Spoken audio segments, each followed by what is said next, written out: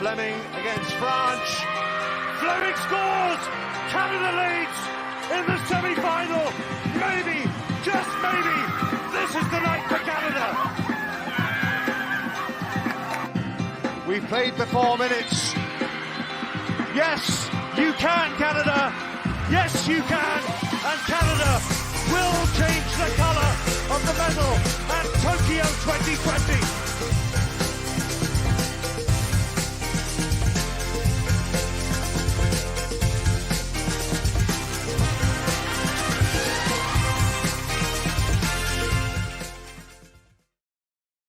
Good morning, Canada. You just witnessed history. Canada beats the United States in women's football for the first time in 20 years. The greatest of all time, Christine Sinclair, will play for a gold medal. I'm not going to bury the headline. We've got 3 legends joining us. Carmelina Moscato, Olympic bronze medalist. Karina LeBlanc, Olympic bronze medalist. 2-time Olympic bronze medalist. Diana Matheson. It is a football party. Thank you so much for joining me. Thank you for having us. We cannot wait. And what Paris. Are the emotions? And baby Paris. Future gold medalist, Paris. Totally. Oh. Yes. Oh, how is everyone doing? I've got my coffee. I didn't sleep much. Great. Doing very well. Trying to come I'm down. going to sleep now. How was the wake-up call? Anastasia 4 do her a.m. job. Eastern wake-up call. No, you all make my job very easily because you just ask each other questions, and I appreciate you. 4 a.m. You obviously I had 4 a a.m. 1:45 a.m. How about that one? You look good. You look great. Of course, Karina is doing analyst work for CBC, as is Diana. Carm, you are joining us from Denmark, so thank you again. I don't even know what time it is there. Me neither. You all played in the 2012 semifinal against the United States. I think Canadians are just getting over it, maybe. What are the emotions after seeing this game? Let's start with you, Karina. Geez, I think you saw it on TV. You know, it just got the best of me because, you know, I was sitting there with Andy Petrillo, and obviously for me it was a big deal, but then to look over and to see her as a Canadian getting emotional, I was like, this is groundbreaking. This is legacy leaving. This is everything we dreamed of, but they were doing even better and making it a reality. And I think, you know, we were able to affect a generation of Canadians, and this team is now taking that to a whole different level. And the meaning of a gold would be everything that we've all worked for in terms of leagues, development, but most importantly, that next generation, this next generation right here, being like, I want to grow up and win gold for Canada. And it was just truly special. So yeah, there you go. I want to go to Carmen, Diana, but let's just quickly throw up the video of your reaction. Okay. I'm crying. Andy, are you crying? Nope. We're crying. We're about to go on air, but this is huge. Yes. This is big. Congratulations, everybody. I know I'm supposed to be CONCACAF. This is pretty special. Canadian heroes. You got to join me here because... Yeah. This is a special moment. It's so very special. Canadians care. This is special. Well done, guys. And we're about to go live. Okay. Tune in. Pull it together. How do you end this? We're live right now. Carm, what are your emotions right now?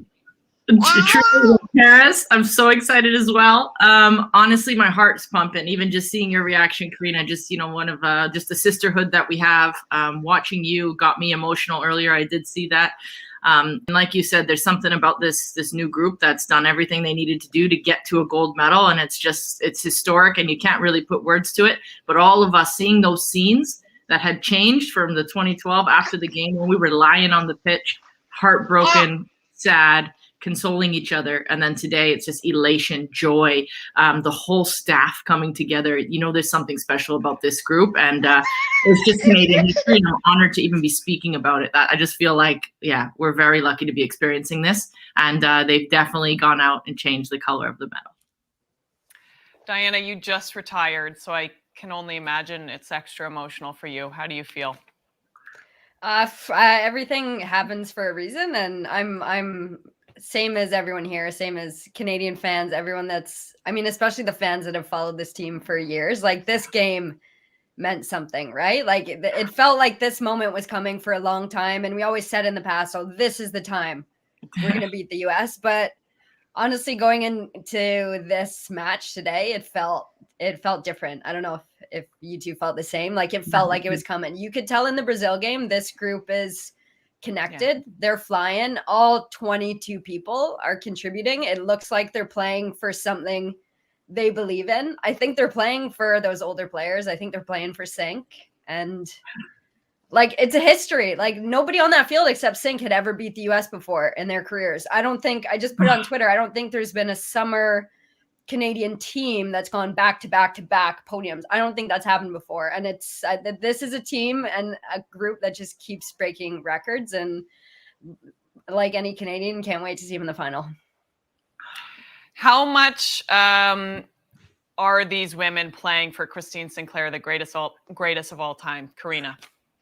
I mean, the stories of just about every one of the younger players is they grew up watching Christine Sinclair, and that's why they became soccer players or footballers. So, you're playing with your hero, but you're seeing the emotions. And, even in the last game, you saw her crying and go over to Steph and just hug her and holding.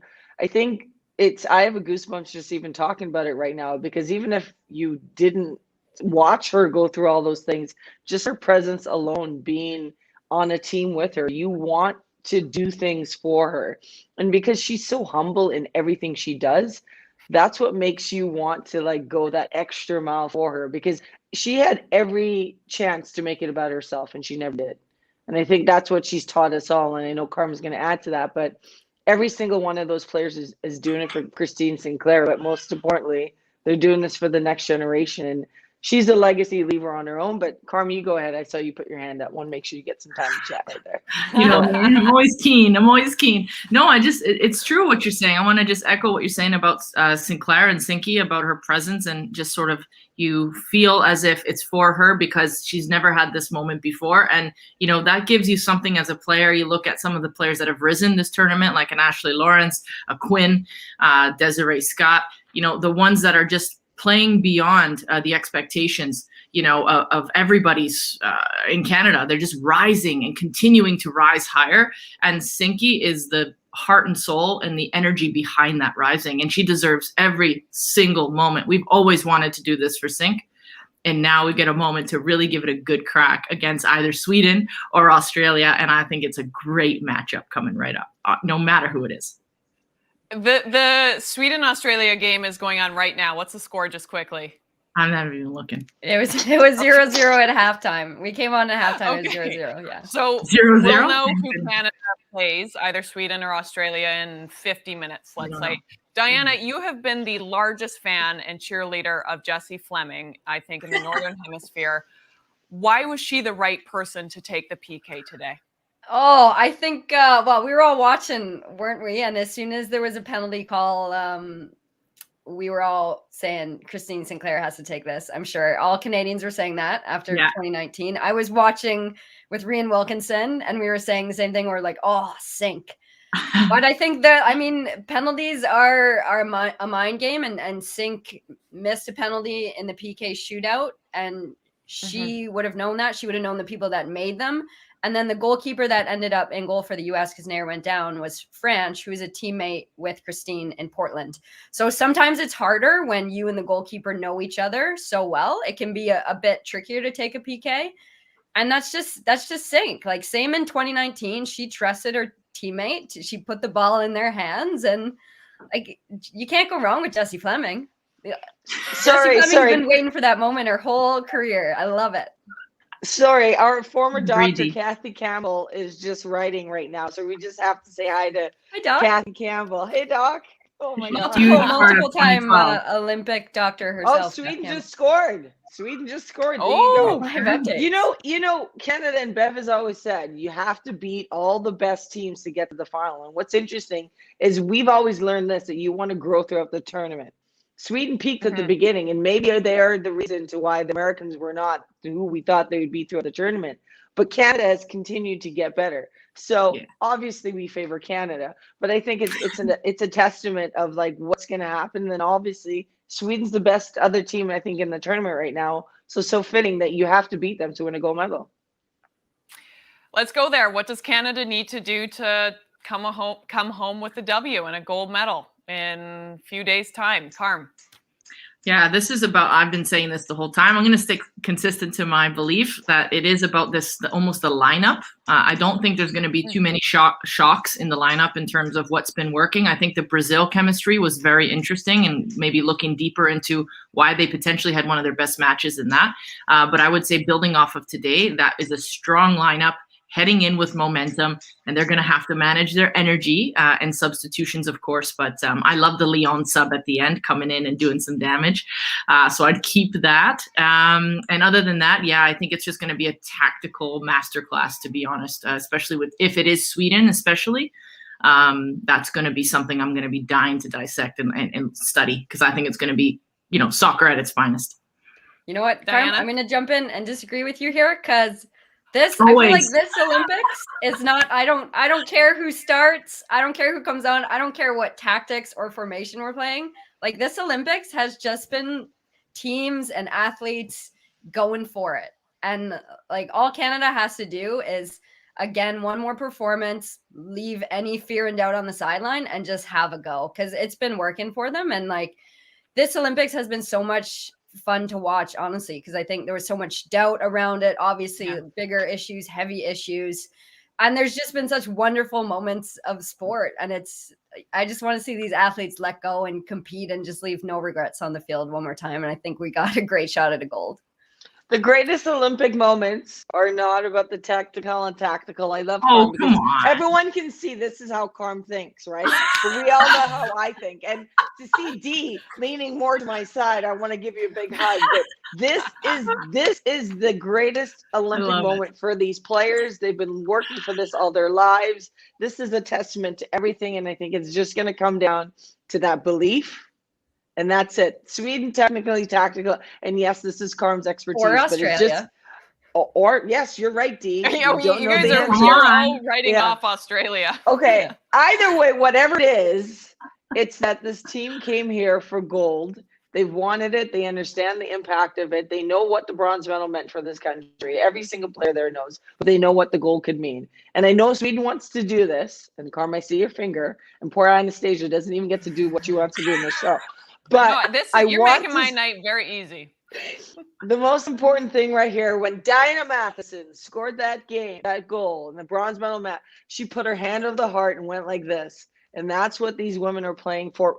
That's what all of them are playing for. And I think that's one of the most important things going into this match. And they just feel that momentum. I mean, they just beat the U.S. I mean, come on. Go CONCACAF.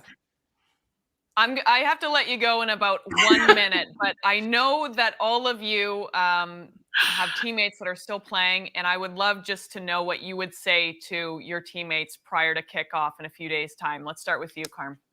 Okay, so I will be the difference in the room here, because although I understand the energy, the bigger than that, in the moment, you have to focus on your job.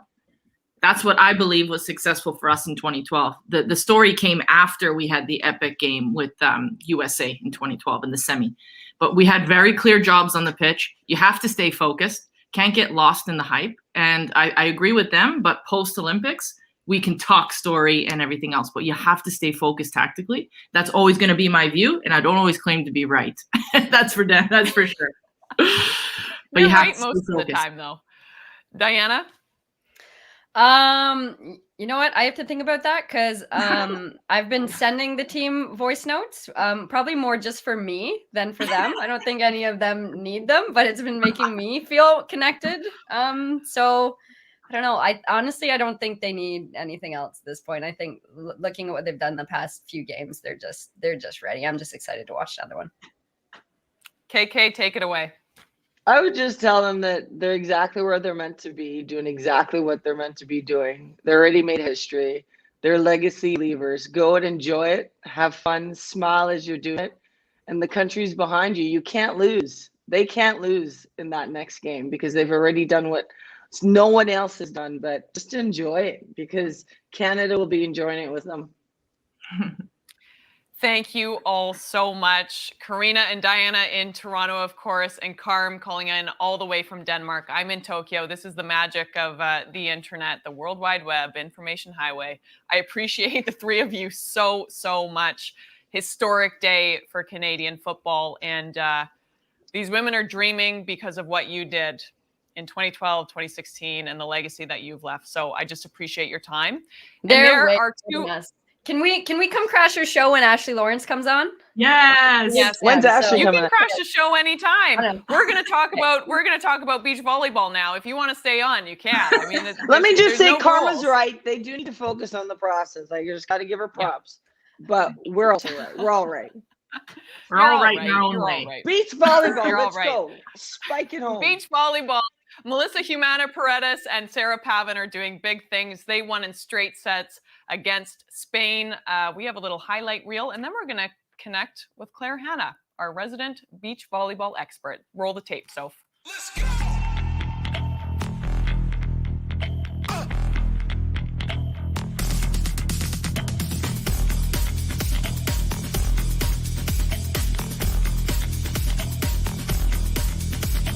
And the Canadians are going to let that one go by. It lands out, and they've taken a one-set lead against Liliana and Elsa from Spain.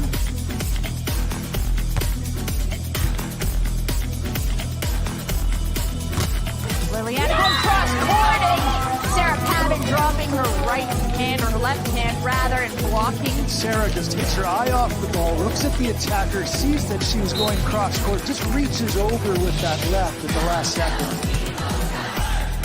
Liliana has been the target all match for the Canadians. Pavin getting a block, and they're going to go over again, and Pavin comes up and finishes that. Canada with their third match point. Melissa, tricky shot cross court, and that is it for Canada. They win 21-13 in the second set, 21-13 in the first set as well.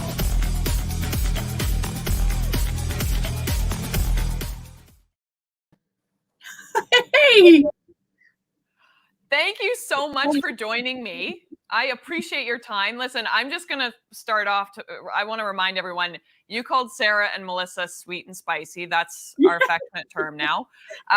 They have been so dominant. What are they doing well? Like, what are they? I mean, they just keep growing in this tournament.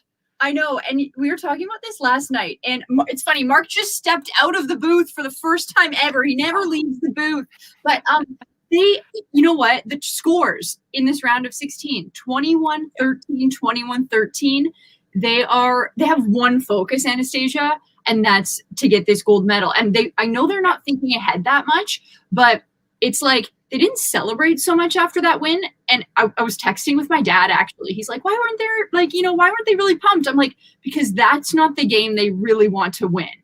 And they're not going to get really pumped until they've achieved that one goal. So, they're just so good right now.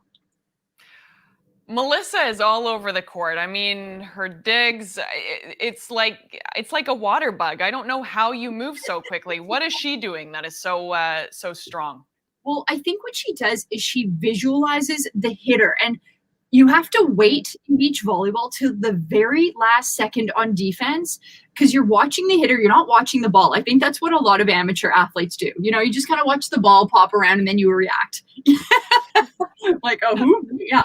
No, not me. So what she's doing, and I wish that people maybe would just sometimes watch her, and I wish you could see her eyes, because she'll be standing there in defense, waiting, watching the player, and maybe they're coming in like this, but then they turn it back last minute, and she's reacting so last minute, and that's why she's so great. And I mean, she's incredibly talented and quick and works out a lot to have those fast twitch muscles as well. But she's phenomenal. What do Melissa and Sarah need to do to come away with a W going into the quarterfinals? Well, they're playing a really good Australian team. And it's an Australian team that I love. Maria Faye and Taliqua are exciting players. These two teams met in the Commonwealth Games final in the Gold Coast a few years ago. Canada won that game. And then I think 4 months later, Australia beat them in a World Tour event. And I think what Sarah and Melissa have been doing really well is they have a game plan and they've been sticking to it. And it changes between every match because of who they're playing, but they've been, I think, just relentless in their pursuit of that game plan, Anastasia. And whether that's Sarah adjusting her block, like she's just a wall up there. And we did in a few highlights. So whatever that game plan is, you know, watch them to just not get flustered. And I think when you just see them steady, you know, encouraging each other, not getting too high or too low, we know it's going to plan.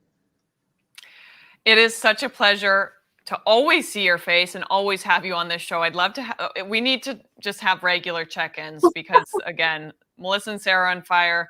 And everyone is on fire. I mean, am I like, we have to talk, did you see that match? They upset the Americans in 3 sets. That, Mark, that has been the match of these Olympics so far. It was controversial. The girls, like Heather and Brandy, they hung in there. They stuck to their plan. And it was just like, they had to, they're looking so good too. And I mean, Anastasia, they're in a crash course to meet in the semifinal. So what is like happening in Canadian beach volleyball? Because the women are just so dominant right now. What's so special about both of these teams? Mark, who again isn't here, he's so nice. He's just, I think, trying to give the privacy. I'm like, you can be here. When he and John Child won a bronze medal in 1996, I really think that inspired a lot of players. And you're continuing to see now Melissa, Sarah, Brandy, Heather. They're going to inspire another generation. And it's really special. And I mean, these girls have worked really hard. Sarah and I played on the indoor national team together, and she decided to step away from the indoor team because she thought she'd have a better shot at the Olympics. Obviously she does. The women still haven't made it since 96 indoor. And so you're seeing players taking risks and really working hard for their goals. Thank you so much, Claire. Again, we're going to have you on a few other times. I just always appreciate your time. We're, of course, talking about amazing historic moments in Canadian sport. The women have been a shining light. But there are a lot of athletes that are taking a lot of inspiration from Tokyo 2020 that aren't here, a lot of winter athletes. And we caught up with a number of our very formidable Winter Olympians, women's hockey players, Jill Saunier, Renata Fast, Megan Mikkelsen. The Winter Olympics are in like 6 months. So let's throw a clip to our conversation. I'm joined by our women's hockey team, a little hockey reunion, actually. Silver medalist from Pyeongchang, Jill Saunier, Renata Fast, and three-time Olympian, two-time Olympic champion, Megan Mikkelsen. Woo! Girls, we're reunited. How are you doing? Good. That was an awkward pause. How are you doing? We're good. Good. We're off the plane, so we're a little sweaty. Just off the plane, centralizing in Calgary. Women's Worlds, a month away. How are you feeling? Jill, let's start with you. Yeah, I think just super excited, to be honest. I mean, this last year and a half, almost 2 years, has been really crazy. I think a lot of unknowns. So to kind of finally be in the tunnel of the known and, you know, have a light at the end of the tunnel to look forward to. I think we're all just really excited. So landing here today in Calgary, it really felt like we were landing into a solidified plan because we kind of know what's coming. And the biggest word that comes to mind, I think, is just excitement for sure. Excitement. I love how you say we've landed the plane. Renata, how are you hoping that Women's Worlds, you know, again, just in a month, really propels you into Beijing 2022? Yeah, I think it's a great way to kind of set the year off, especially with the big year that we have in front of us. And with the Olympics in February, to be able to have a competition here in August and test where we are as a team and build that team chemistry and play under those high pressure situations, it's really great. And I think we're going to build off of the World Championships for sure. And it's just going to lead us right into the rest of our preparations as we head towards February. You're going to be in Calgary for what? Almost a year and a half. What did you bring? Jill, did you bring it? I think you brought a dog. Can they make a cameo? I did. Yeah. Cameo. You're here. Like he knew he was coming. Oh, welcome to Calgary. This is Griffin. I know he got some love. He got some love today from the girls for sure, but no, I'm so grateful for you guys making the time again, calling in from Calgary. I'm in Tokyo. Let's pivot and talk about the Summer Games. I mean, what do you feel being a winter athlete watching the Summer Games? How does that motivate you? Mickelson, let's go with you. Yeah, I mean, I think just seeing these athletes compete, like Jill said, we've all been through a lot in the past year and a half, and these athletes have been through, I mean, having an Olympics put on hold. I can't even imagine what that would be like. So to see these athletes finally having the opportunity to compete, that's exciting in itself. And then I think just like seeing the spirit of the Olympics, the magnitude of it, all of the support around it. I mean, it obviously gets all of us excited for the Beijing Olympics, which I just saw on the bottom of the screen on the ticker. Can you believe it's 6 months away? And that emoji is exactly how that makes me feel right now. I can't believe it's 6 months away. So it's really exciting. And I think probably gives us all like an extra of motivation and inspiration right now for sure. So I'm super pumped to watch all of these athletes. Renata, what are you excited to watch in particular? Oh, there's so many. I feel like anytime the Olympics are on, especially the summer, it's just, there's so many different events to watch. I'm really intrigued to watch some of the skateboarding this year, seeing as it's making its debut in the Olympics. That should be really exciting. And also I love watching beach volleyball. And I know some of the Canadian pairs that we have in the Olympics are really strong. So I'm excited to watch them. Did you guys skateboard when you were kids, like Avril Lavigne, Skater Boy? No. No. What? Yes. That was like my peak. I could do a kickflip. Yeah, I'm excited for skateboarding too, of course, new sport. Megan, you of course are a mother to two beautiful kids. We've had conversations about motherhood, working moms in athletics. I think to Kim Gauthier, I think to Mandy Bujold, of course. What would you like Olympic athletes that are mothers to know? Yeah, I mean, I think obviously Kim and Mandy, I don't need to give them any advice. They're mothers, they're strong. I mean, when I saw everything that was going on, what they were going through, I couldn't have been more excited for them to both have gotten the news that they did. I think that, we're seeing more and more now female athletes that are having children and coming back and showing, the next generation of female athletes that you can be an athlete, you can be an Olympic athlete, and you can be a mother, you can do both. And, for all moms out there, it's, whether you're balancing a career and being a mom, it's something that, we can all relate to. It's hard to do both. But as a female athlete, obviously what we do is so physical. It's incredibly inspiring to see those women in the way that they fought for what was right. Canadians are so excited to cheer you guys on in Beijing 2022. What can we expect, Jill, of our women's hockey team? I think just a lot of prepared athletes. Like we've been saying, everybody, the world is put on pause. But our motivation, for our dreams weren't put on pause. We had all this time. Obviously, we missed a lot of events, and a lot were taken from us because of the world. But that was just an opportunity for us to grow and come out stronger. And I think you're going to see a pretty exciting Team Canada. Gold medal? Can't jinx it. I'll say it. They can't say it. They can't say it. Canadians are so excited to cheer you guys on. And I just appreciate so much that you joined us from all the way, Calgary, Alberta, Canada, my hometown. I appreciate the three of you so much. And you should join us again in the RBC Spotlight space. Anytime, Steve. Anytime, yeah. Women's Worlds, of course, being contested in 3.5 weeks, 3 weeks. Amazing. I mean, unfortunately, it has been canceled 2 years in a row because of the pandemic. So congratulations and best of luck, of course, to Team Canada going into Women's Worlds. And Beijing is 6 months away. Time goes way too quickly. Big shout out. Last night, of course, about 24 hours ago with time change, it's kind of confusing. Andre de Grasse won a historic bronze medal in the 100 meter. He is set to compete in the 200 meter tomorrow. The heats get underway in about 24 hours time. But I mean, I'd be remiss not to give some love to RBC Olympian Aaron Brown. He is set to do big things. He actually opted out of running in the 100 meter to focus on the 200 meter, which is his bread and butter. So look out for RBC Olympian Aaron Brown alongside Andre de Grasse for the men's 200 meter within 24 hours. Things are heating up on the track. Soph's Notes, time for everyone's favorite segment. Please join me, my friend. Hello. How are we today? Hello. What a day, eh?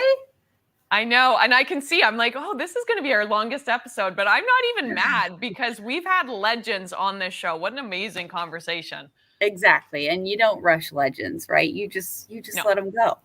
Yeah. But I'm here to continue the good times, let the good times roll, as they say, with a double dose of some feel-good stories from around the Olympics. So first up, we have, honestly, the ultimate display of determination from Dutch runner Sifan Hassan, who fell in her 1500 meter heat and then still won. I'll just let the video speak for itself, if I can find it. That's a great move, actually, if you can sit, as long as she doesn't obstruct. Oh, some pushing and shoving, though, at the bell. Yeah. Oh, and the Canadian Hawthorn is spiked and athletes down. Hassan is down and gets back up. Sifan Hassan was part of that collision just past the bell. The judges are going to have to look to it because there could be some serious decision making. But look at Hassan in the orange singlet coming through. She wants to qualify for this semi-final. From 12 back, Sifan Hassan really pushing the pace here now to get up front with the American Perrier St. Pierre in the lead, and Hassan has done it. She has moved back into the top 6 after a dramatic fall to start the bell lap. Sifan Hassan, what a display of perseverance as she wins this heat.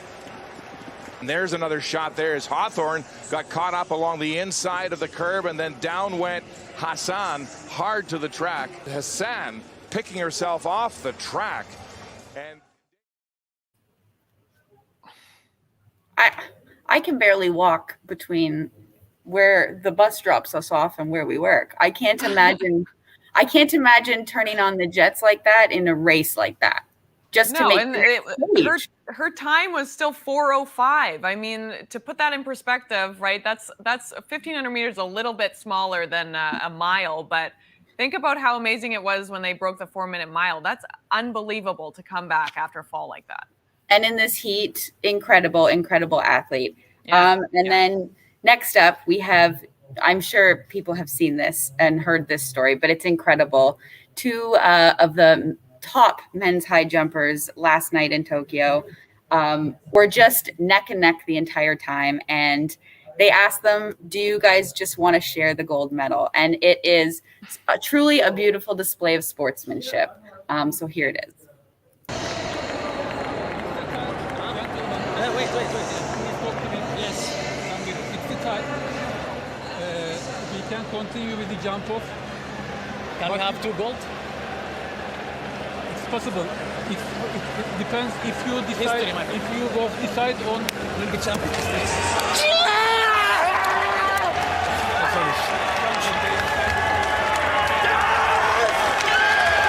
And that is what it means to Tamberi, a man whose career was almost over with injury. So too, Mutas Essabarshim.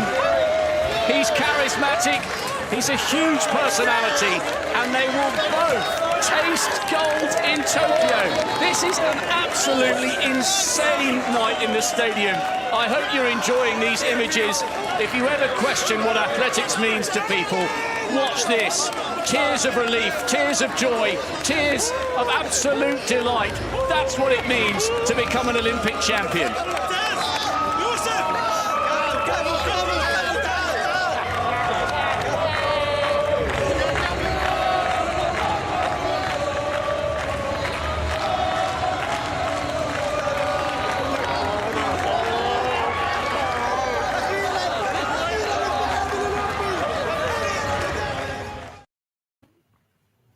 I have goosebumps.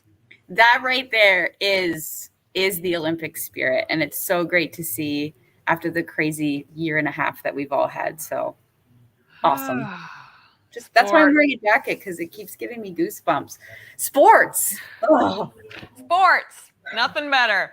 I'm going to quickly say goodbye to you, and we're just going to throw to what you can be excited about in the next 24 hours. We've already mentioned them. Aaron Brown, though, of course, getting his competition underway in the 200-meter heats. That'll be within 24 hours. So look out for that. Him and Andre DeGrasse, of course, set to do big things. Jacqueline Simoneau and Claudia Holzner started their tournament in synchro swimming, artistic swimming, duet technical routine. They absolutely performed up to perfection. It was a 12 out of 10. They were just thrilled. They were buzzing. So look out for them for doing big things. In beach volleyball, we've already talked about them, but Melissa Humana-Paredes and Sarah Pavin, of course, Melissa being an RBC Olympian, it just seems like they're on a collision course with fate. They have won everything in straight sets, so dominant, and are just a pleasure to watch. That is our show for today. It was a little bit longer, but again, as we said, you don't rush legends, and it was a historic day for Team Canada. Thanks for tuning in, and I'll talk to you tomorrow. See you down the road.